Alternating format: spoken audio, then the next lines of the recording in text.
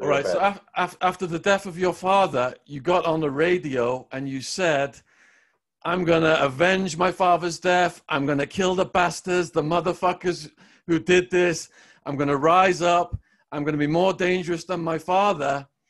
How big a mistake was that? Well, man, it's perhaps one of the biggest mistake I ever committed in my life. You know, just let's say that 5 seconds of threats became in 25 years of exile, man, and didn't stop yet. So um, I learned a lot from those words, you know, from the power of a declaration and how this could really affect your present, your future, and how this can put your life in danger too. Perhaps I wasn't realizing that I was, you know, the son of Pablo Escobar. Perhaps if, you know, a teenager received the same bad news that his father passed away, perhaps he could react the same as I did. But not being the son of Pablo Escobar, people won't take that seriously. But, you know, I didn't realize that what I was doing, what I was saying, what I was thinking, were going to affect so much my own destiny.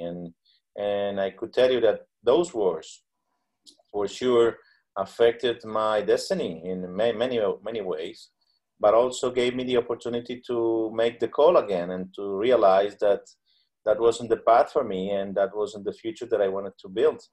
So I call again to the media and I said, I apologize for what I've just said. And I want to, you know, I want to make peace and I want to be committed with peace. And that's what I've been doing for the past 26 years of my life. But of course, people remembers me for just, you know, for those threats for sure. So the Cali Cartel, they had a death sentence on you after that. And they were allied with the Castaño brothers, with Don Berna. The Castaño brothers with Los Pepes said they were going to cut you up and your sister up into little pieces and send them to Pablo in a sack. Now, your mother talked to the Cali guys and arranged for you to have a sit down with them to see if they would spare your life. How did it feel to go to that meeting thinking you were never going to come out, possibly alive? Well, imagine yourself being invited to a meeting where you already know and totally positive that you're not going to come out alive. Will you go to that meeting, Shaun? I don't know. It seems like you didn't have much of a choice.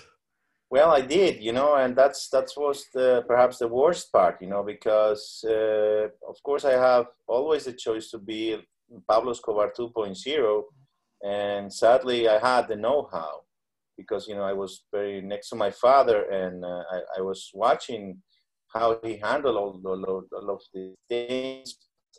At the same time, I was totally afraid of what was going to happen to me. And I have to say that it was thanks to my father's enemies' advices that I decided to go to that meeting. Because at the beginning, when I was invited, let's say, one of them, they were, you know, treating me bad, you know, insulting me, threatening me all the time. But suddenly, you know, everybody calmed down and get outside of the prison that I was visiting when I received the message. And one of the guys approached to me and they said, "Hey, look, man, you don't realize that you are already dead and that the only chance to get out alive is to be sharp on that meeting. So be there because that's the only way out."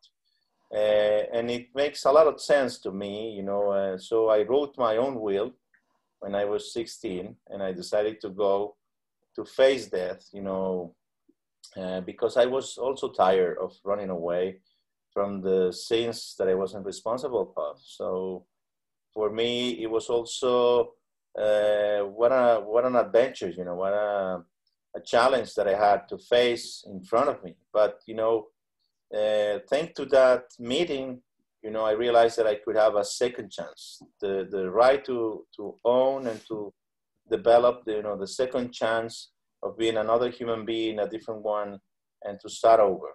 So I took that opportunity, and I thank my father's enemies for allowing me to stay alive, and I honor that opportunity. You know, I became an architect, an industrial designer, a writer, and I'm just trying to use my father's story the most responsible way so we could, move forward and learn from it. So you tried to get out of the country multiple times. And Yeah. there was one time where you were at the airport and you guys were queuing up to get on the airplane, and then you got searched and they made you miss the airplane. And then the Los Pepes guys showed up. How did you manage to save your family in that situation? Well, man, I felt, I remember that when I had the opportunity to escape from that situation, imagine an international airport that was in control of terrorists. And the authorities, even instead of stopping them, were helping them. It's a very awkward situation. And you are just a single family, and I was 16, and my little sister, she has like 10, 11 years, something like that. And I was surrounded by women of my family members. I don't know how it came up to my mind that the only way out was to rent a helicopter, And so I found somebody who offered me help in front of a lot of policemen who wanted me dead, of course. And he said that he could get me an office and a telephone. So I don't know, just in a minute, I realized that the only way out was just to rent a helicopter and escape from all of them. Because, we had no bodyguards at that time. Nobody could give us any protection. My father was losing the control of the country. He wasn't the powerful man that everyone knew and expected to be in that time.